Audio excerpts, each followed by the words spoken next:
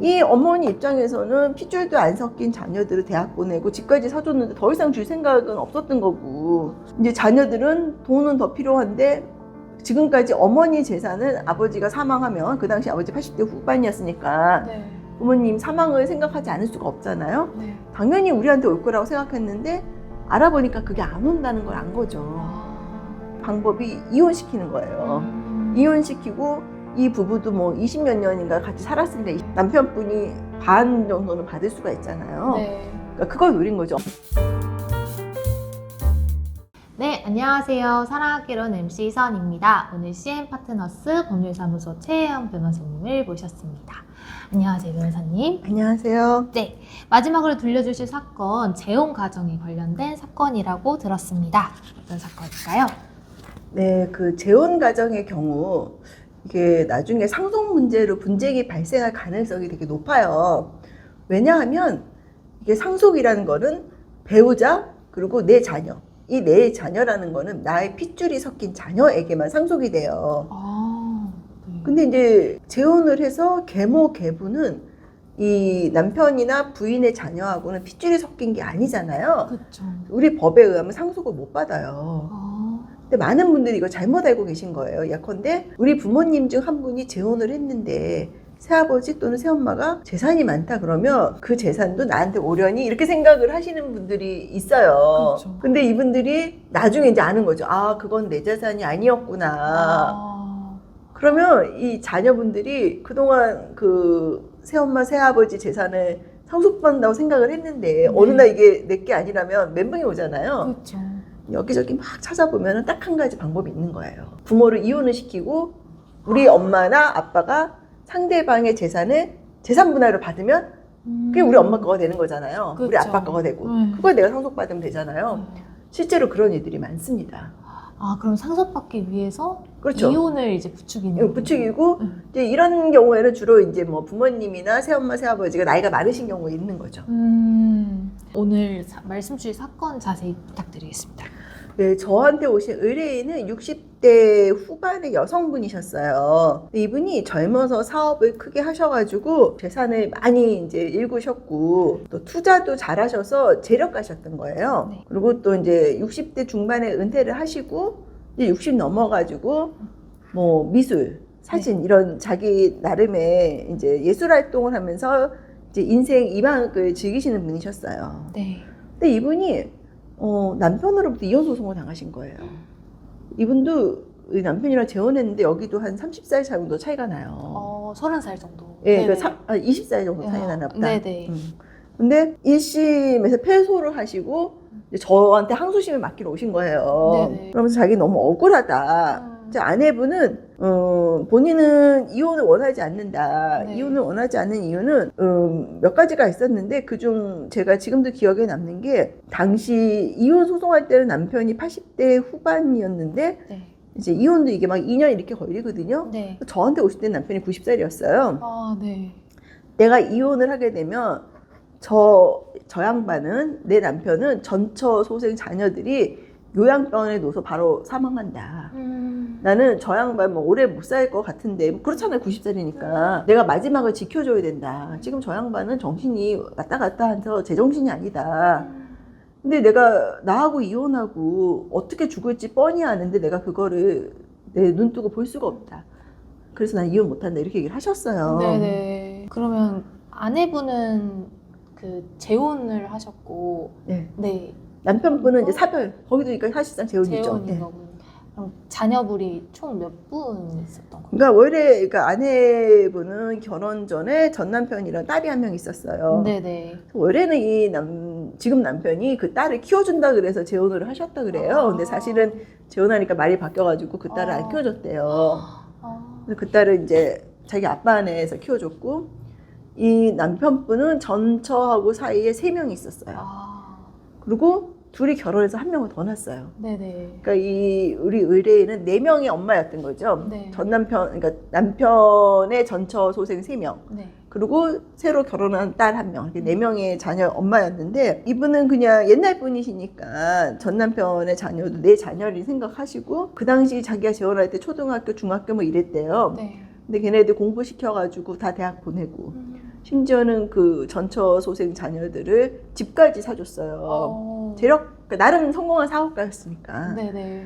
이제 그렇게 했는데, 그리고 이제 본인은 다 키웠다고 생각하고 막내딸 유학 보내고 그렇게 예술 활동 하신 거예요.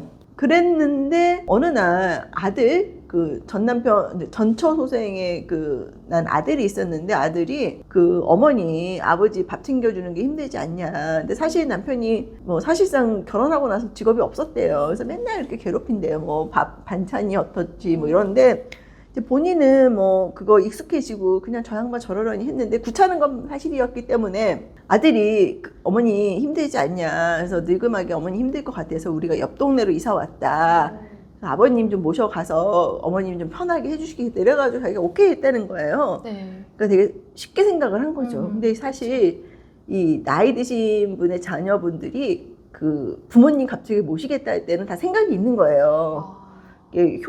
효심으로 모시는 게 따는 분들도 있지만, 주로 이제 재산과 관련돼서 여러 가지 생각이 있는 경우가 많거든요. 갔는데 근데 처음에는 남편이 그쪽으로 가니까 편해가지고 네. 뭐 한 일주일 정도는 연락 안 했고, 그 다음부터는 옆 동네였대요. 네. 그래서 남편 좀 전화 바꿔달라 했더니 뭐 아버지가 전화 원치 않는다. 네. 그리고 아버지는 뭐 80대 후반이라 사실상 뭐 정신도 이렇게 뭐 왔다 갔다 하고, 뭐 어쩌다 전화하면 막 소리만 지르고 그랬대요. 그래서 아우 저 양반 왜 저러나 이렇게 했는데, 점점 연락을 못하게 막더래요. 막고 한 달인가 있다 보니까 소장이 딱 날아온 거예요. 이혼 소장이. 그 이혼 소장 내용은 뭐였던 거예요? 배우자가 아버지, 그러니까 남편을 학대한다. 그러니까 밥도 안 주고 놀러만 다닌다. 뭐 이런 거였어요. 그리고 배우자의 재산은 아버지가 지금까지 다 서포트해서 만든 거다. 근데 그렇게 이혼 소장이 들어왔는데 하여튼 1심에서 패소를 하셨어요. 그러니까 그쪽 주장이 맞았던, 인정된 거죠. 그래서 저희가 이제 전면적으로 재검토를 했는데, 저희가 딱 보니까 이거는 재산 문제예요. 이 여자분이 이제 사업체 같은 거 점점점 정리하는데, 그 정리한 돈이 자녀들한테 안 오는 거죠. 당연히 안 가죠. 그렇죠. 이 어머니 입장에서는 핏줄도 안 섞인 자녀들을 대학 보내고 집까지 사줬는데 더 이상 줄 생각은 없었던 거고, 이제 자녀들은 돈은 더 필요한데, 지금까지 어머니 재산은 아버지가 사망하면, 그 당시 아버지 80대 후반이었으니까 네. 부모님 사망을 생각하지 않을 수가 없잖아요. 네. 당연히 우리한테 올 거라고 생각했는데 알아보니까 그게 안 온다는 걸 안 거죠. 그래가지고 여기저기 알아보다가 이제 제가 초반에도 말씀드렸지만 방법이 이혼시키는 거예요. 이혼시키고, 이 부부도 뭐 20몇 년인가 같이 살았으니까 25년인가 네. 남편분이 반 정도는 받을 수가 있잖아요. 네. 그러니까 그걸 노린 거죠. 어머니 재산 반만 받아도 많이 받으니까. 네. 그 어머님 재산은 만약에 뭐 이렇게 이혼 안 하게 되고 네. 사망을 하셨다. 그러면 상속을 그 전에 이제 그죠. 전 남편 아이, 딸이랑 지금 재혼해서 난 딸이 또 한 명 있죠. 그 네네. 둘한테 가죠, 남편이랑. 근데 남편은 그 당시에 뭐 80대 후반 90이니까 네. 뭐 오래 못 사시죠. 그럼 그 둘이 받는 거예요? 그걸 안 거죠. 남편의 전처 소생 자녀들이. 그러니까 그걸 뺏으려고 이제 이혼 소송을 한 걸로 보이고, 네네. 저희가 그런 주장을 했어요. 그래서 그게 다시 받아들여졌습니다. 그럼 이혼 소송 진행 과정에서는 이제 남편은 아예 못 본 거예요? 남편이 한번 오셨어요. 그러니까 저희도 남편을 보고 싶어 했어요. 왜냐면 이 여자분이 이혼하면서도 남편한테 생활비도 꼬박꼬박 주고, 그러니까 본인 진심이 그것이었어요. 남편이 아니 저 양반 몇 년을 더 살겠냐고, 그래도 내가 몇십 년을 살았는데 죽을 때 험하게 죽으면 안 되는 거 아니냐, 그래서 했는데, 하여튼 오셨는데 제가 볼 때는 약간 치매가 있으신 것 같고 귀가 잘 안 들려요. 그래서 판사님이 뭐 물어보면은 A를 물어보면 딴소리를 해요. 그러니까 누가 봐도 이 이혼이 할아버지의 정상적인 의사 판단이 아니라는 게 느껴졌어요. 저희가 보통은 이혼 소송을 할 때 당사자 오는 거를 저는 좀 말려요. 꼭 오라 그럴 때가 있어, 재판부가. 그때 가야 되는데. 네. 왜냐면 당사자들은 이 상대방에 대한 감정이 안 좋잖아요. 그렇죠. 그래서 이제 판사님들이 당사자가 나오면 또 질문을 해요. 그때 대답을 잘 못하는 경우가 있어요. 그러면 돌이킬 수가 없거든요. 이 사건이 그런 경우였어요. 당사자 저쪽에서 나오신 건데 A라고 물으면 B라고 하고 B를 물으면 C를 하고, 이게 귀가 안 들려요. 그러니까 판사님이 눈치챈 거죠. 이 이혼 소송 자체가 저 노인의 의사가 아니구나 이거 눈치채신 거죠. 뭔가 있구나 어. 그 안에. 그동안 이제 우리가 계속 그렇게 주장을 했는데 그 판사님도 저희 주장이 맞는 것 같긴 하지만 좀 아닐 수도 있다는 생각을 한 거잖아요. 네네. 그때 할아버지가 나오셔서 어우 소리만 지르고 귀가 안 들리고 판사님 말하는데 이해를 못해요. 그러니까 어떤 생각이 드냐면 이거 도저히 이해하고 했을 것 같지 않다는 그런 판단이 딱 들더라고요. 그래서 이혼은 그럼 결국 안 됐던 걸까요? 예, 이혼은 안 되고 뭐 그랬죠. 근데 이제 문제는 이혼이 안 되고 결국 대법원까지 갔어요. 그래서 네. 결과적으로도 이혼이 안 됐는데 문제는 아버지를 안 내보내는 거예요. 예? 아버지를 안 보내줘. 안 보내줘요. 그러면 아버님을 이제 자식들이 케어를 한 거예요? 그걸 모르죠. 모르는데 케어를 안 했을 것 같아요. 그래서 사실 대법원 판결까지 났는데 또 이혼 소송을 제기해 사실은 그때는 예, 그래서 하여튼 결과적으로 그렇게 하고는 돌아가셨어요. 그 부분도 할아버지 나이가 90 몇 살인가 돌아가셨는데 네. 하여튼 결과적으로 이 의뢰인이 원하는 죽음을 맞으신 건 아니에요. 본인이 마지막에 그래도 치료도 잘 받고 그렇게 보내드리고 싶었는데 결국은 아들이 딱 붙잡고 뭐 그렇게 돌아가셨죠.